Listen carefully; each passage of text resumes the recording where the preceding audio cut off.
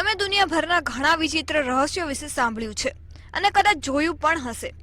ઘણીવાર તે સાંભળવામાં વિચિત્ર લાગતી હોય છે, પરંતુ હોય છે ચોંકાવનારી. વિશ્વમાં એક ગામ એવું છે જ્યાં બાળક જન્મે તો છે છોકરી તરીકે, પરંતુ 15 વર્ષની થતા થતા તે છોકરો બની જાય છે.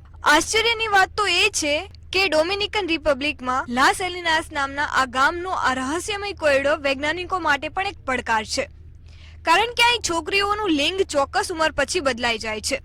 વૈજ્ઞાનિકો અહીં દાયકાઓથી સંશોધન કરી રહ્યા છે, પરંતુ હજુ સુધી આ રહસ્યમય મૂળ સુધી પહોંચી શક્યા નથી. અહીંના લોકો આ ગામને શાપિત માને છે, જેથી અહીં છોકરીઓનો જન્મ થતા ગામમાં માતમ છવાઈ જાય છે.